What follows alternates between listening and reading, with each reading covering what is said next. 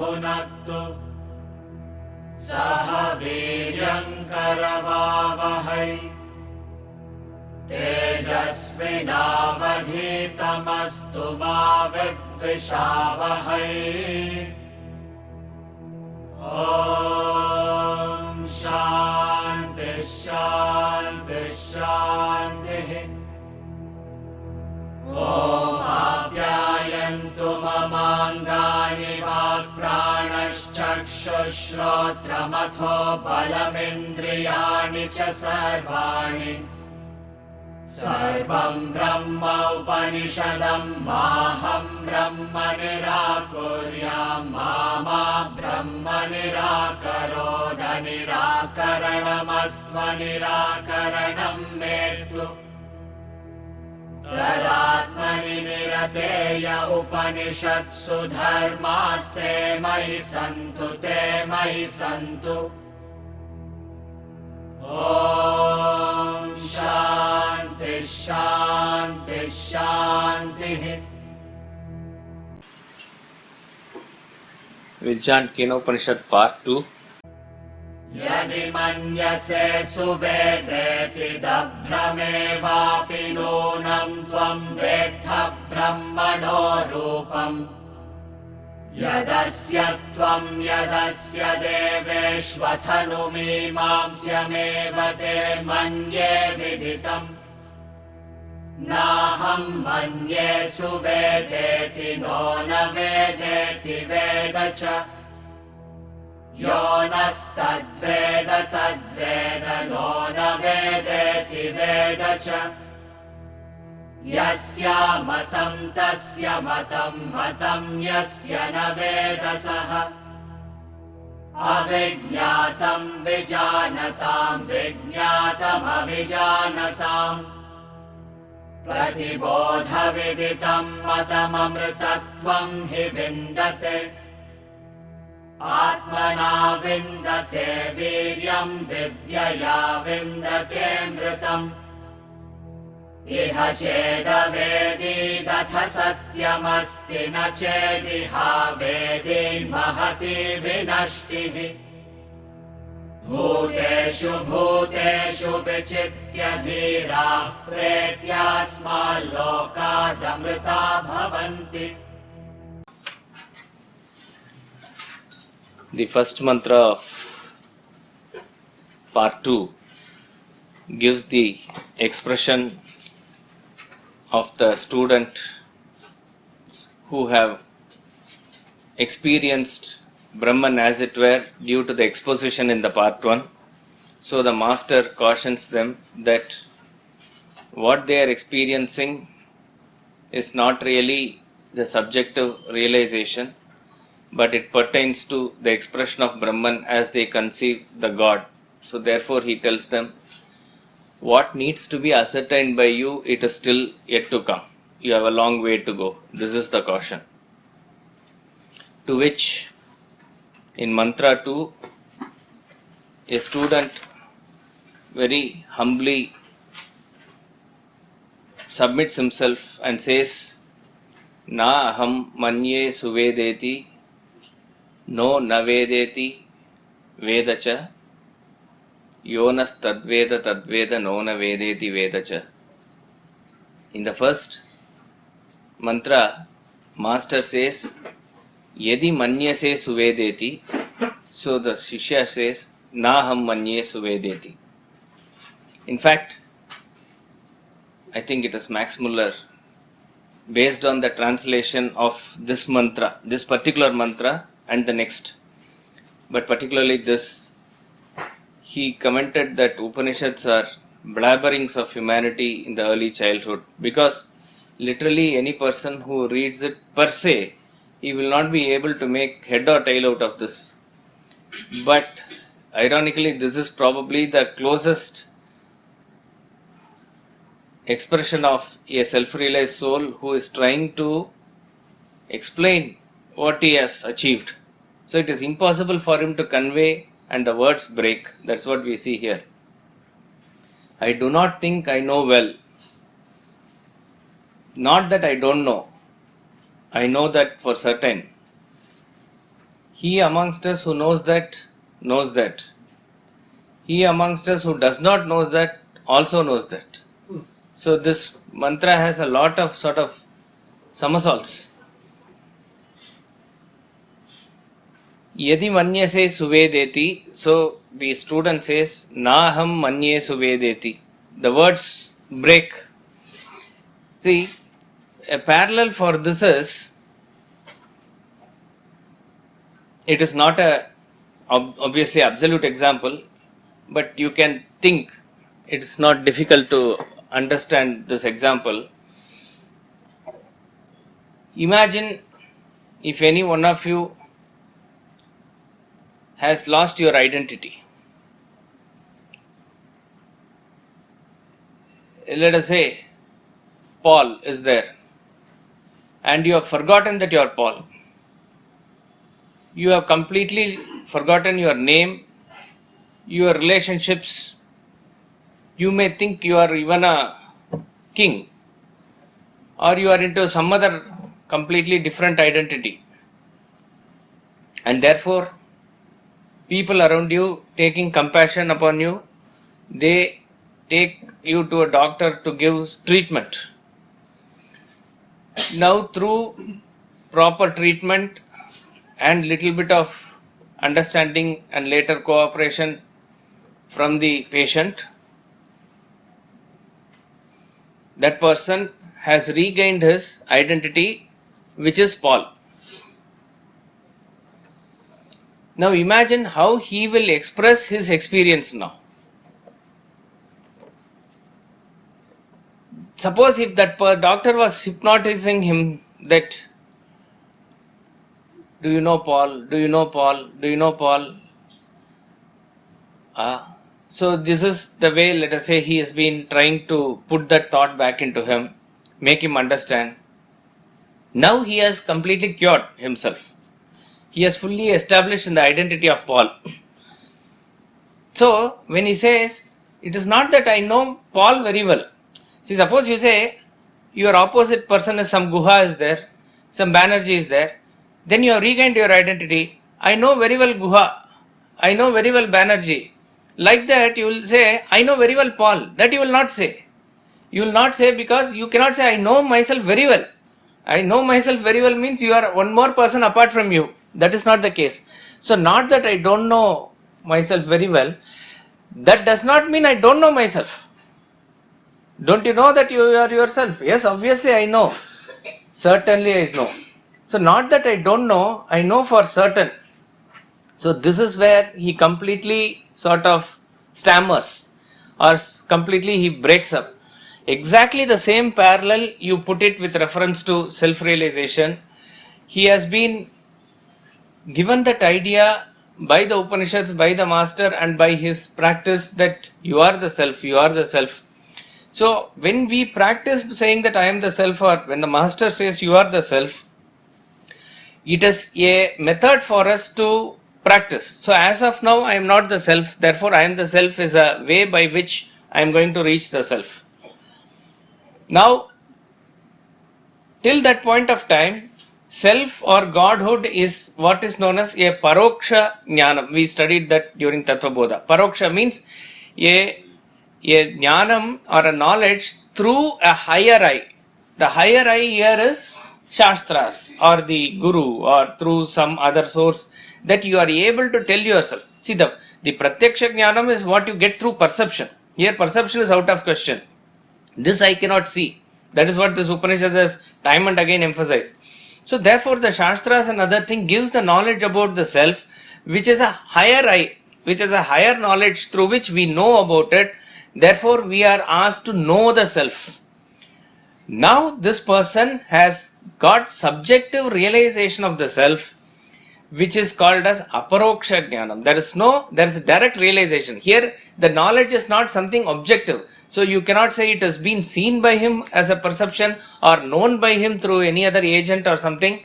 It is as though the waker has woken up into the waking state. The dreamer has woken up into the waking state. Like that the waker has now woken up to the self-realized state. In that state he says, Not that I do not know very well. That means knowing very well, etc., is something outside you. Not that I do not know, but not that I don't know. I know it too.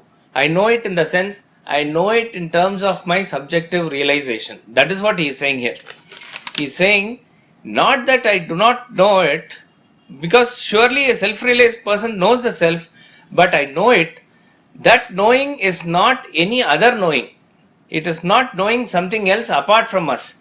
So it is not an objective knowledge that I have gained, it is a subjective realization. To explain that subjective realization, he is trying to find words. He is not able to find really words. Therefore, the words break here. That at least is okay.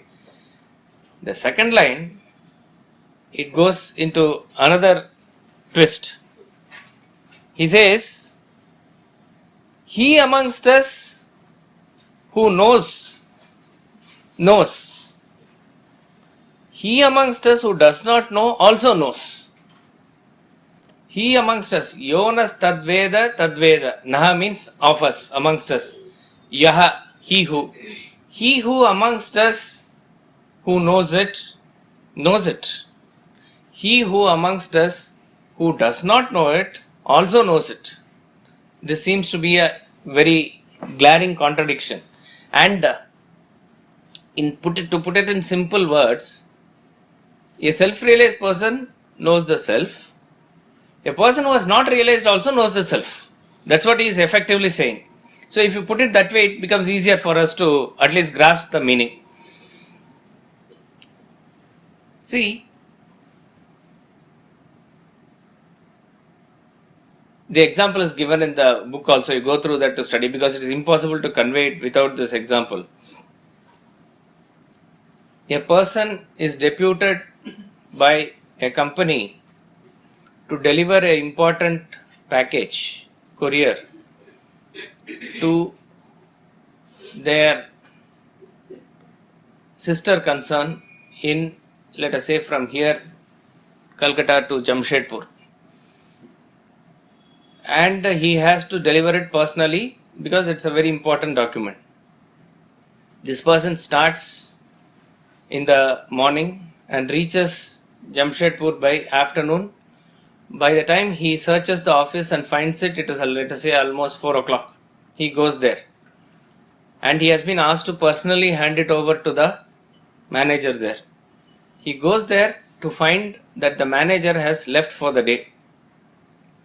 So he has to stay there that day and reach the manager next day and hand it over to him. That was not the plan, but now this is the only way. So in the evening, how to spend the time? He asks them and they say there is a park. There is something called, I don't know, Jubilee Park there. Jubilee Park is there, he goes there. He spends the evening there. In the evening, when he is spending time there, he meets a very nice couple who are strangers, but they interact with each other and they are talking about Jamshedpur in general, etc. They are spending a lot of time there, the husband and wife. And then they say goodbye. And next day, morning, first thing, he has to go to the office and deliver the parcel. He goes there and he sees the manager. To his surprise, it was the same person who he met in the park yesterday, the day before. Now, this is the simple episode. Now, carefully think about the incident in that episode. In the previous day, the manager was there. With him, his wife was there. With him, this courier was there, the stranger. Did the wife know the manager? Yes. Wife. Wife knows the manager. Wife knows her as the husband, but obviously she also knows he is the manager. Did the courier person know the manager? No. No. He knew the man, but He, without knowing, there was a lot of interaction, there was a lot of exchange of conversation, etc. So the next day, suppose if somebody were to ask that person, did you know that person? Yes, actually he knew that person the previous evening because he was interacting with him. But did you know that person as the manager? Obviously, he did not know the person as the manager, but he knew that person. Nobody can deny that he knew that person. He was interacting with him. He was friendly with him. He was a close friend also. Maybe in that 1 hour that they spent, they become close friends. Except that they did not exchange visiting cards, because if they had done, they would have known. This is the limit. Don't say that they interacted so long, they did not even know each other. Then the example goes. Go by the spirit of the example. In the example, they had interacted, they had spent, or let us say they spent time together in the theater. They are sitting next, they are clapping, or they spend same time at the Keenan Stadium watching a match. Both are enjoying, clapping and cheering for the same team. They are also, both are supporting for the same team, except that they don't know who they are each other. Next day when he goes and meets the person, oh, same person. He was the same person. There is a sudden element of surprise. But that surprise is not because he did not know him to be that person. That's about all. So, the wife who knew the manager. The courier who did not know the manager also knew the manager actually. So, you cannot deny that he did not know. Those of us who knows it. Those of us who does not know it also knows it. I recommend that we have seen it before, but for those who have not seen, to see the movie called Random Harvest, one of the best movies Swamiji always recommends, and particularly when new guests and all come, he makes them watch in the academy. It is based on some novel only, but somehow it's an old movie, black and white movie. The story somehow fits it into this concept. It is a very interesting movie. There is a great wealthy person called Charles Rania, who had enrolled himself in the army also. And in the First World War, he gets injured and he loses his memory. So he is there in the asylum in 1917 or so. He is brought there, not 1915 or 16, he is brought there. He is there in the asylum, and he is now sort of emotionally starved, and there are many people, he has forgotten who he is. And there are people who are, because the war, many people are lost and found, etc. So many people try to come and find out their son or their brother. He is eagerly waiting if somebody will own him up. But unfortunately, nobody does that, and he is disturbed. In that disturbed state of mind, he one day escapes the asylum. He escapes the asylum and he goes to a nearby shop where there's cigarettes are all sold. So he goes into the shop, and then there is a attached theater. In the theater, he goes there, and the leading artist of the theater is Paula. She sympathizes with him, she takes pity on him, makes him sit for the show, and after the show, and he finds a new emotion with her, because she is somebody who is able to show real emotion to him. And then she has to leave, but this person feels helpless, so she sort of takes him along with her, and she moves away from the theater, obviously, and they go to a countryside to set up a small house, like they get married, and this person has still not known who he is, but he has found a new relationship and he has developed a new affinity towards her. There's a genuine love, and he has now started writing as an author. And in the countryside, it's very peaceful, they are happy, they are just got a newborn baby also. And then he has to go to Liverpool for some assignment. He goes there, he stays in the hotel with his briefcase. And then when he comes out of the hotel to meet whoever he is supposed to meet, on the way he meets with a slight accident. In that accident, he gets his old memory back. The old memory is that he is Charles Rania, one of the leading business houses of, or one of the leading aristocratic families of England, and he has completely forgotten what has happened between 1916 and 1919, those 3-4 years. He has completely now wiped off from the memory. He has forgotten that he has married Paula, he has forgotten about the small child, what happened in the asylum, and how all those things he has completely forgotten. The house key, one key he has in the pocket. That is the only thing that he is not able to understand. Why is this key in my pocket? He has also forgotten that he came to that hotel and everything. So that key is now the reminder for him. Once in a while he takes the key and sees, and he is thinking, why is this key here? Where does this key belong to? Because there is something that is striking him. What is this key all about? But he is not able to recall anything. And then the tragedy is his child dies, and Paula doesn't get her, she is clueless about where this person has gone. She doesn't get her theatre job because she is out of practice. And then, by which time Charles Renias has become famous again. He is also about to be married to one of his own relatives, and that relative is a young girl who also likes, but somehow he doesn't gel with that relationship. Just before the marriage, he looks strangely at that person who is about to marry, and she understands that this person is caught up somewhere. He is not able to explain what it is. So their marital relationship is not going to be smooth if they marry, and she withdraws herself. And in the meantime, he becomes a very big businessman. He gains a lot of money. And now Paula somehow meets him, but he is not able to recognize her, who that Paula is. She joins as a secretary in his own office. And she is urging to tell him that I am your wife. And only one doctor knows about it. So she is even asking the doctor, should I reveal myself? Should I reveal myself? Doctor says, don't reveal yourself. Even if you force yourself to say that you are his wife, it will not make an impact upon him because he is still not recovered. Got that memory. It has to come from his within. It has to come from his within, and he has to understand you as his wife. Then only it will work.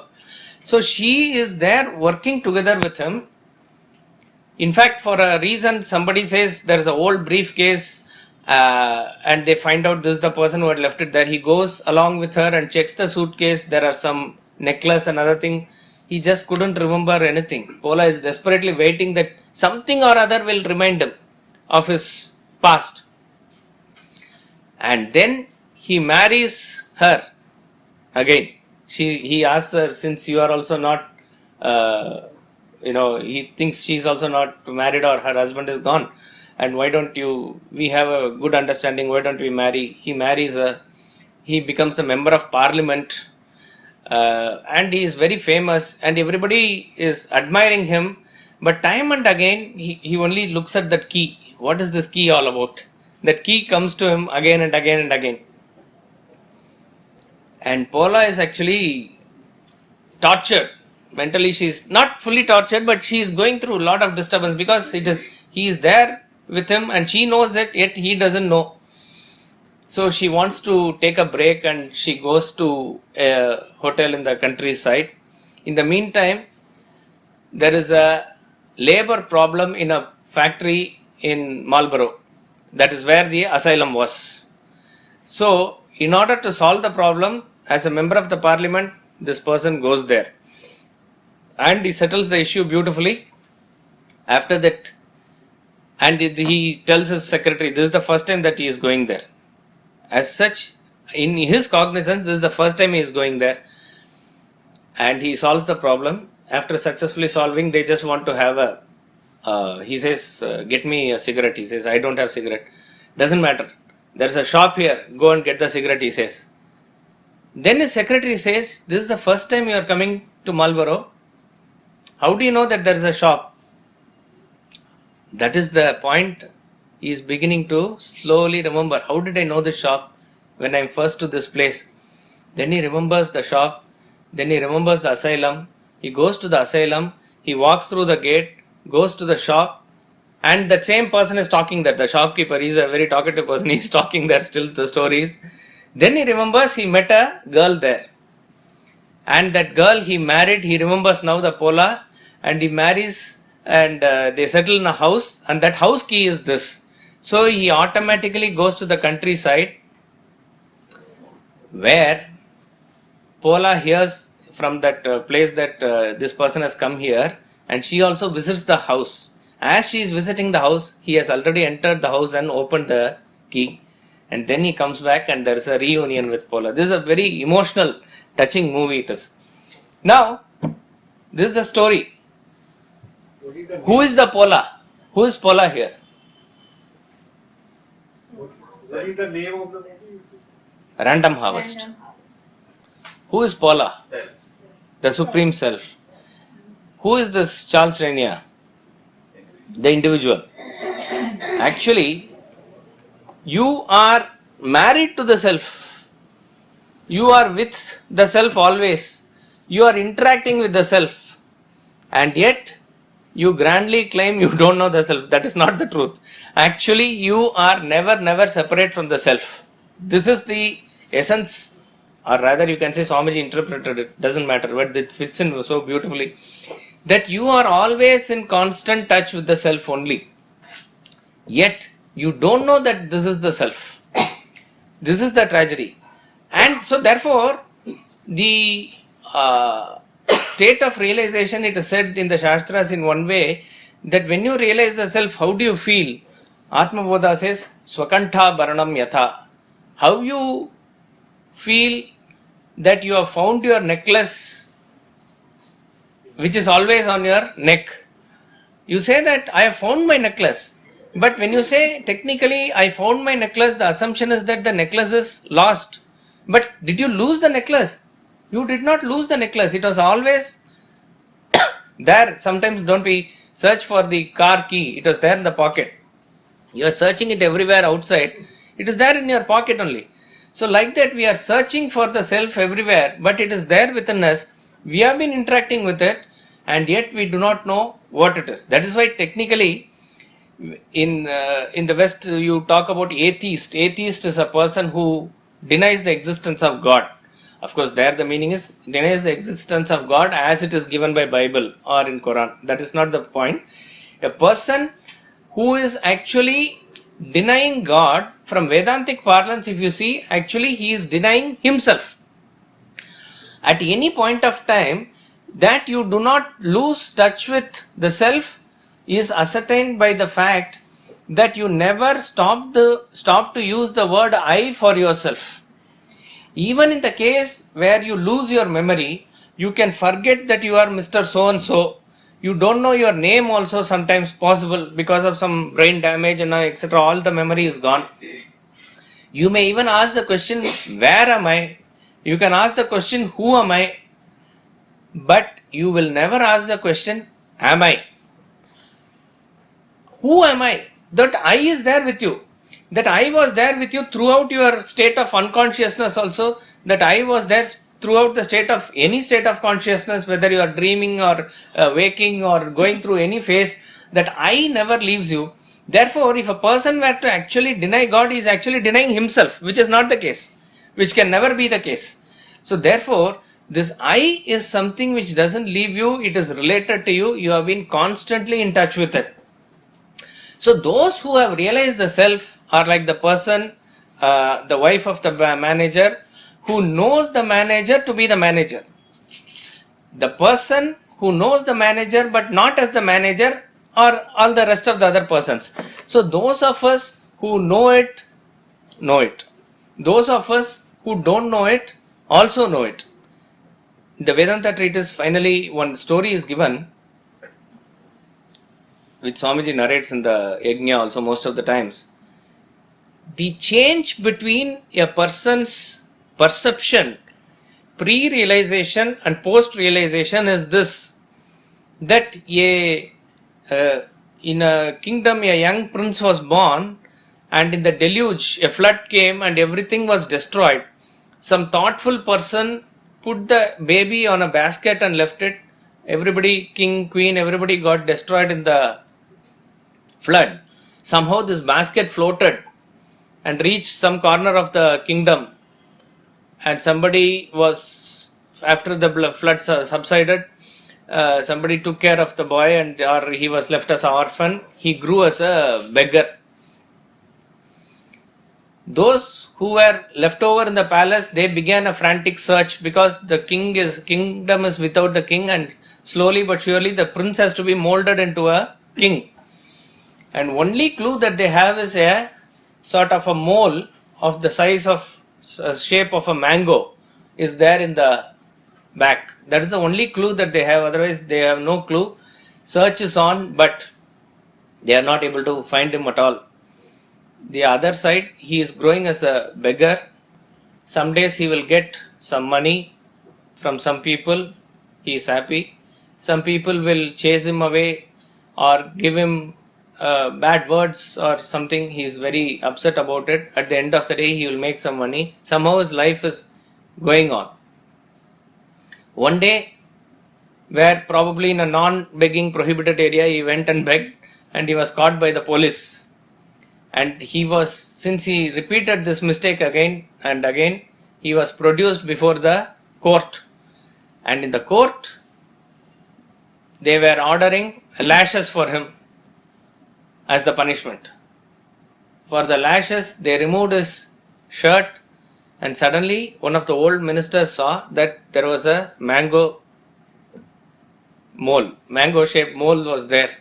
Then they recognized this is the lost prince, because he also is now maybe 10-12 years, and the deluge that happened was also 10-12 years back. So they put the equation, and then they saw the face, etc. It sort of resembled, and then they came to the conclusion, this is the lost prince, and the kingdom has gained its rightful prince now. Then they put him in the chair. It is first difficult for him to settle down, but slowly, maybe in a year's time or so, he settles down in the throne. Then, just to have fun or to get some education, whatever it is you can say, he put on the old beggar's clothes and went into that corner of the kingdom where he usually begged. Some people were surprised to see him, because for long he is not there. Some people gave him money, some people gave him again bad words, and they shooed him away, and he collected that and he came back to the palace. Now carefully differentiate the experiences of the prince. Before he knew he was the king, and after he knew he was the king. Before he knew he was the king, he was going through the same experience. Now deliberately, after he became the king also, he went through the same experience. But what is the difference? In the first case, he did not know that can you say that he was suddenly a prince? No, he was the prince actually throughout. But in the first 10-12 years, he did not know that he was the prince. The whole kingdom belonged to him.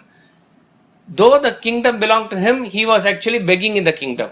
Actually, exactly the same position, says Vedanta. It is you are the master of the universe, and you are begging at the altar of your body's perception, emotions and thoughts for paltry joy. Actually, the whole kingdom belongs to you.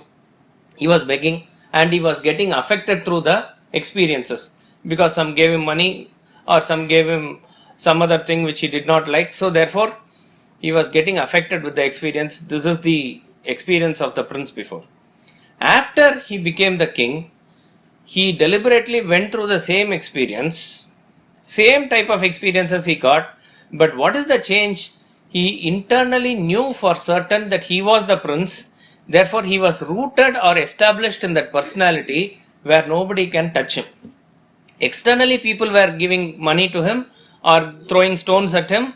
This was external to him. It was not even affecting 1 inch of his personality.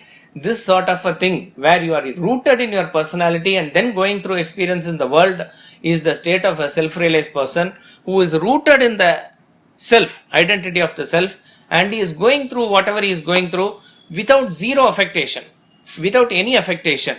So therefore, those of us who know that this is the self, which is a self-realized person, he knows it. He definitely knows it.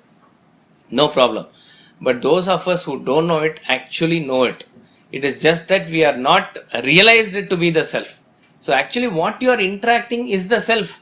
It is not, we have out of our delusion given this title, he is an enemy, he is a friend, he has various other things, and therefore with a friend we are happy, with the enemy we are sad, with a relative it's okay. Like that we are going through ups and downs because of the titles that we have given.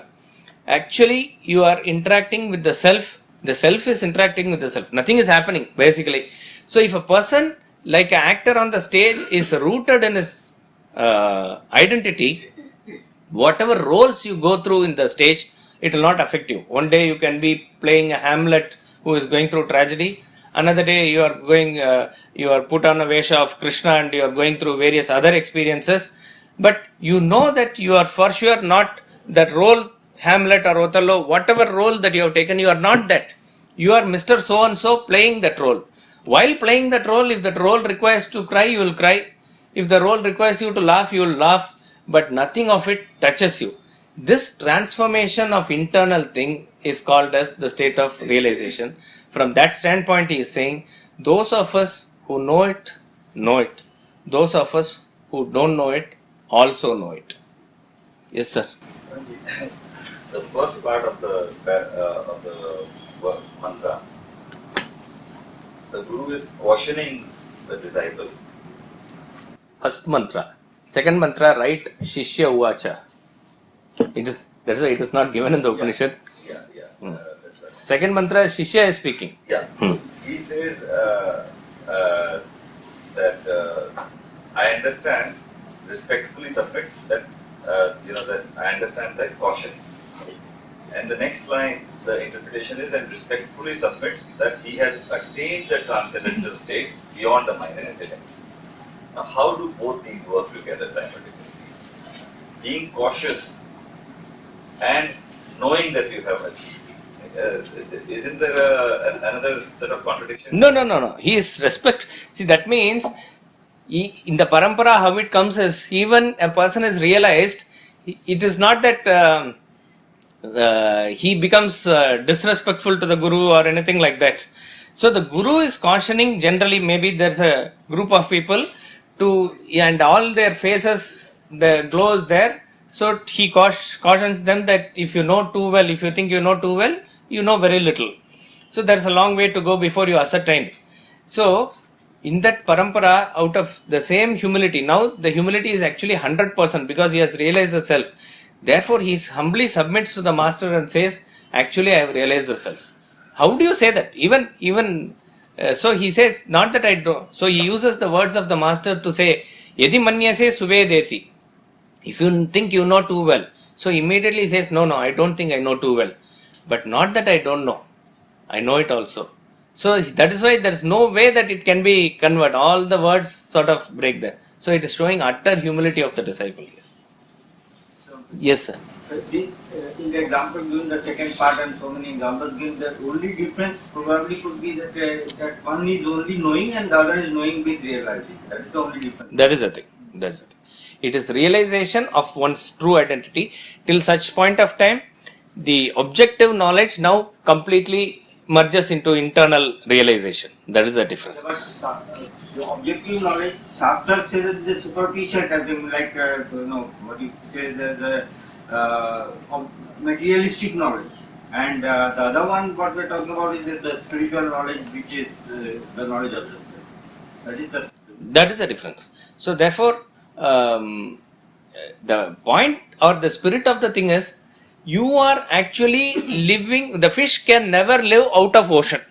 So you can never live out of consciousness. We are as though married to self, we are living with the self, you can never be separate from the self. But unfortunately that ignorance or maya or whatever you call it has made us believe the other thing. So the person who has gone out of it, he says, we have been, so in another way, the Shastras also explain as though when you wake up to the reality, and it is said that we go through so many, in this realm, so many janmas, etc., that we go through. Imagine koti janma, or thousands and thousands of janmas that we go through. And then one day, one janma, we realize the self. Having realized the self, one of the beautiful ways of explaining how you feel that is like, see, suppose you are sincerely wanting to come to the class, sit and listen, but for one day you are very tired or something, you feel sleepy, but you don't want to miss it also, you are trying hard to listen, but still it overcomes, and for a moment, like that you doze. And for a moment, and then because of the movement of the head or something, you are actually awake. So actually, for all practical purposes, you have gone into sleep and come out of it, but you have never lost the continuity. You have been actually continuously listening. Exactly like that, how the blinking or the 1 minute going off and on, it is in the whole span of 1 hour. What is that? That is not even 1 second. Like that, in the whole span, if you want to give it a time frame, you are the self. All the janmas that you have gone through is like this thing only. So it is just that in between also you have never lost the touch, but it is a very firm belief that we have lost the touch. So he says, those of us who don't know it also know it actually. It is that we know it, we are just not aware of it. Therefore, a guru has to come and show us that this is the direction, Yes, sir. Little more, I've been thinking about it. Little more different. This realization can also come in gradually, maybe? No. You can, it is, do you wake up in stages? No. When you wake up from sleep, you just wake up. I'm thinking about something. This previous evening conversation, this gentleman who has come from the other town, he said, actually I am not from this part at all, I have come to deliver something here. That is part of the information. The next part is, he said, I am coming from so-and-so office, I have come to deliver this to the manager here. Even then she does not know who the manager is. The manager probably gradually realizes that this man could be from my head office. Can that happen? Manager can know. This person doesn't know. That is the scope of the example. I know that is the scope. But the same thing applies to the manager also. Yes. See, in the example it applies to the manager, but in the real thing, self knows. That is the point. So that is the limitation of the example. Yes. Sir, it's difficult to comprehend the situation when you say, I know it but I am not aware of it. So what does knowledge here mean? I mean, I know it but I am not aware of it. No, I am not saying I know it, I am aware of it. In and through whatever you are experiencing in this world is nothing but the self only. What you may give it a name and form and say this is a wife, this is a son, and have different relationship, etc. And going through the effects of that relationship, if you go into the depth of it, in essence everything is the self. You are interacting with the self. You are never away from the self. But this realization comes after you realize only. So a person who has crossed that delusion, from his standpoint he says, actually we have been in touch with the self. We are knowing it, but we really are not aware of it. So I am using the word awareness in terms of realization. Sir, the first line when he says, I know not well, but in this statement you are saying this knowledge can be in degree, but realization is not in degrees. Realization is not in degrees. So I know not, I don't think I know well means, I don't think I know it very well in terms of any objective knowledge. I don't think, so the same words of the master he is using to say that it is not in objective way that I know it only subjectively. Think about it, it's a very, very subtle verse. Sorry, see, when we are, knowledge is gradual, right sir? Knowledge is in degrees. And ignorance doesn't have degree, it is a sort of a on-off situation. Now, when we are acquiring more and more knowledge, are we not crossing certain levels of ignorance? So isn't ignorance also in degrees in that sense, sir? So what is ignorance? Not knowing. Not knowing is as it is in deep sleep. Deep sleep doesn't have any different degrees. Deep sleep is deep sleep. Waking state, dream state are all different levels of consciousness. Now, lack of knowledge is called as ignorance. Okay, as you are going through and you are crossing various aspects, you are going from lesser knowledge to more knowledge. That's all. In the waking state, we don't talk it about as ignorance as it is. In other words, darkness is absence of light, but at any point of time there is light. It is just that in your perception you are feeling it as dark. Like in the night sky that you see up, it is actually light is there. A cat is able to see something which you are not able to see. So you cannot say light is not there. So that state of absence of light you imagine to be darkness. Darkness is darkness as it is. So that another example given to us is cyanide in kitchen fixing here. The moment he realizes cyanide is put in that, he immediately goes to. Yeah, that is the immediate realization. So therefore realization is actually immediate knowing. We'll chant mantra 3 together twice. Yasya matam tasya matam matam yasya na vedasaha avijñātam vijānatam vijñātam avijānatam yasya matam tasya matam matam yasya na vedasaha avijñātam vijānatam vijñātam avijānatam. Whosoever does not comprehend that, he knows that. Whosoever comprehends that, he knows that. That is unknown to those who comprehend, that is known to those who do not comprehend. This is another sort of somersault that is, this here you put Guru Uvacha. This from this mantra again, Shishya speaks for only one mantra. Here Guru speaks. And what is interesting here is, Master seems to actually confirm the truth, and he seems to confirm the experience of the student who had submitted to him in the previous mantra. But what he says is actually opposite. In the previous mantra, what did the student say? Those of us who don't know it also knows it. Those of us who know it, know it. So, in both cases, no. That's what the Shishya says. Here the Guru says, whosoever does not comprehend, he only knows it. And he puts the corollary as the opposite also. Whosoever comprehends, he knows it not.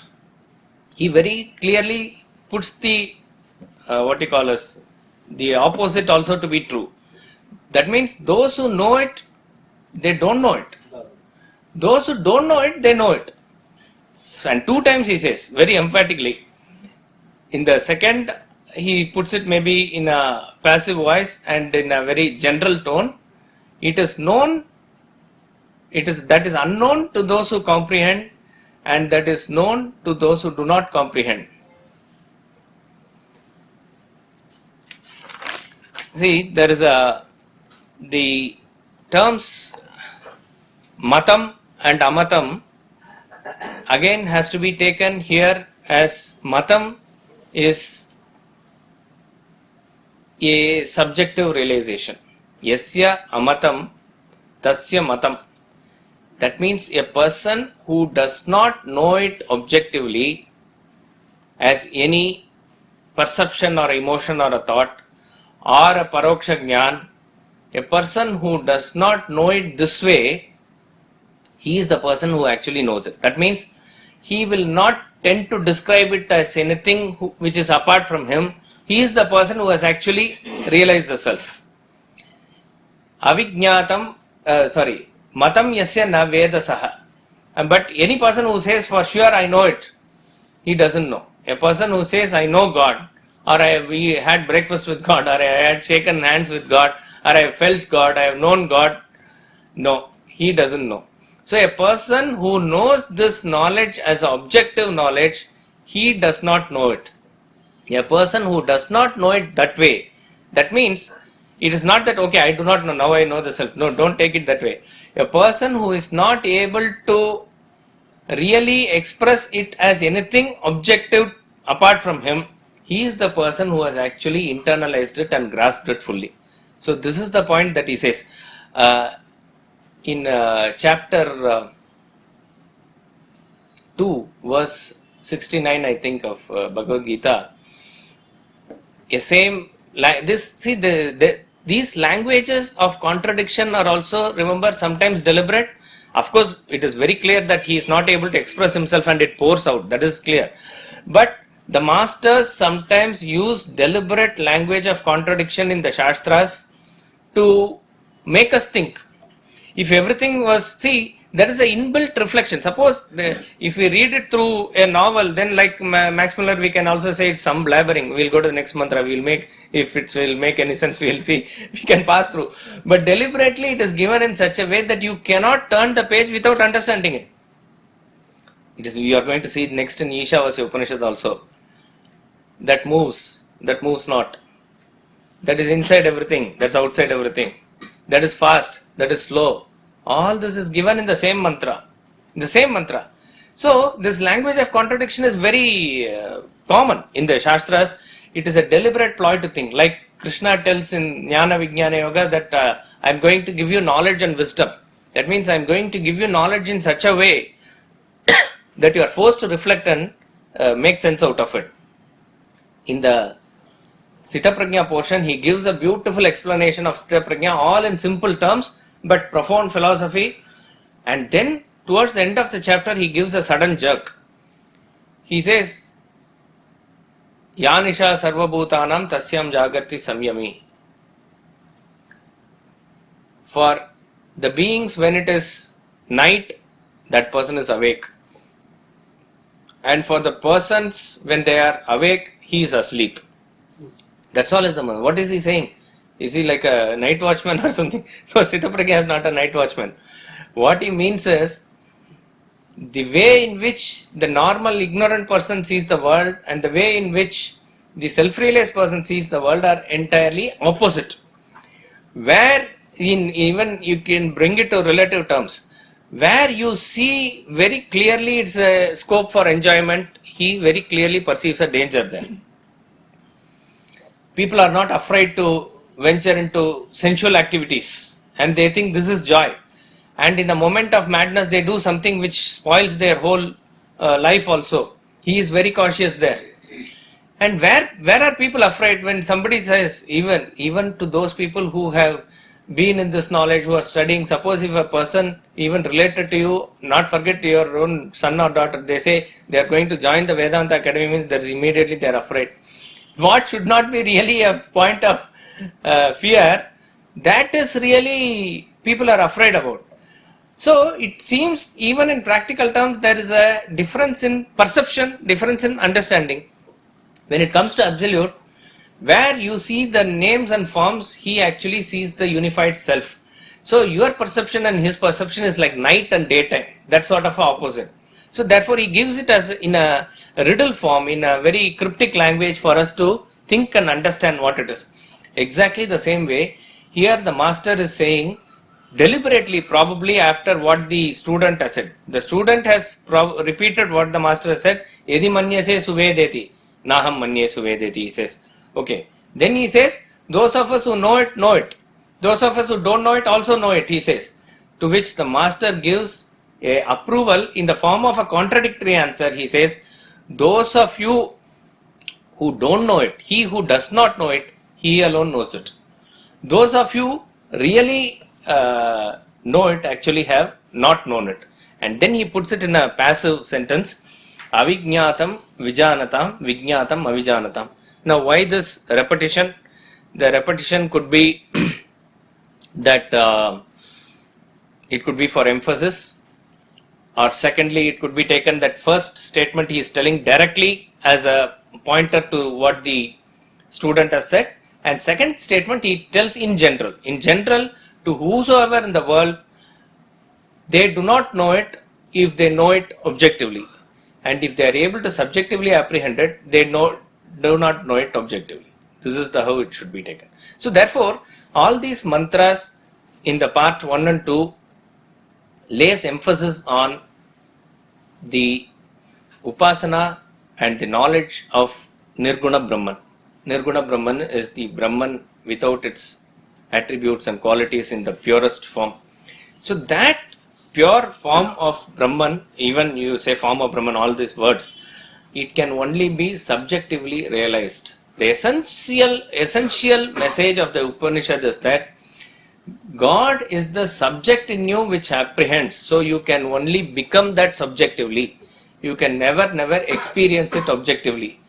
That message has been given in a very beautiful mantras in form of jumbled words and expressions like this. So the essential message is to get to that Nirguna. So whatever you are experiencing here, you have to negate it as non-self.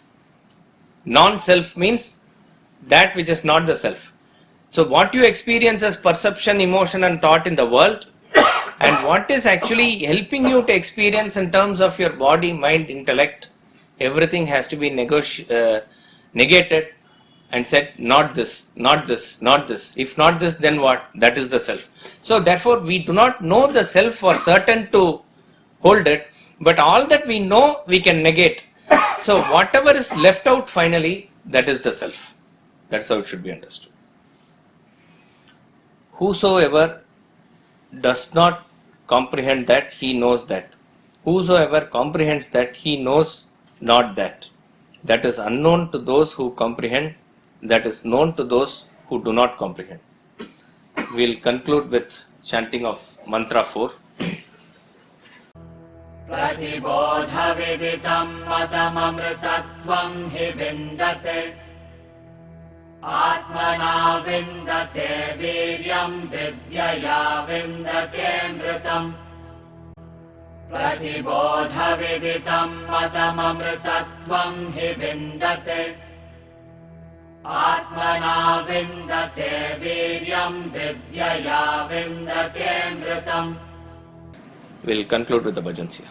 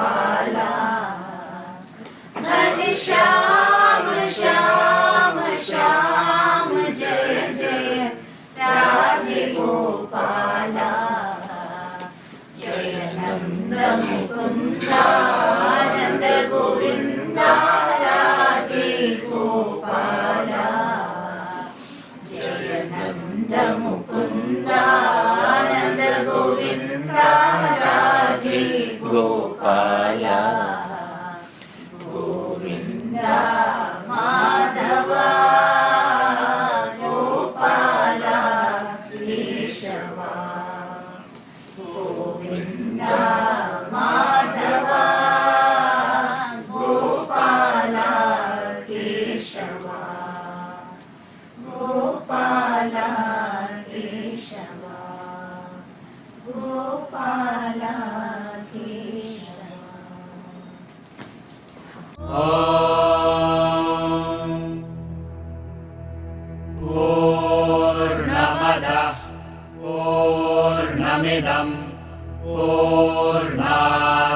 पूर्णमुदच्यते पूर्णस्य पूर्णमादाय पूर्णमेवावशिष्यते।